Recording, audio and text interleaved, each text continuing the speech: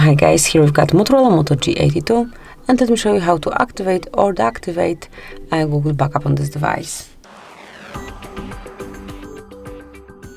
So at first, let's open the settings, then find and select System and go to Backup.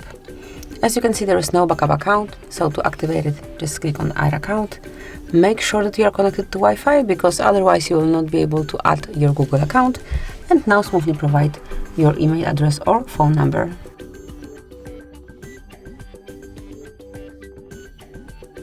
And click on Next. Now it's time to provide the password, so let me do it off the screen.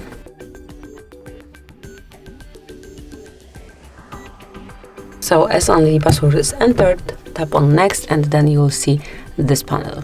So now just decide who this device belongs to. So if it's yours, just leave it like this. I will be using this device, and click on Next.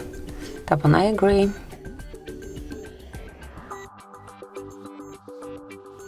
And here, as you can see, backup is active. Just click on Turn On, and from now on your backup would be done automatically. So this is it. Then from now on you don't have to be worried about your data. It will be backed up by Google One. Thank you for watching. Please subscribe our channel and leave the thumbs up.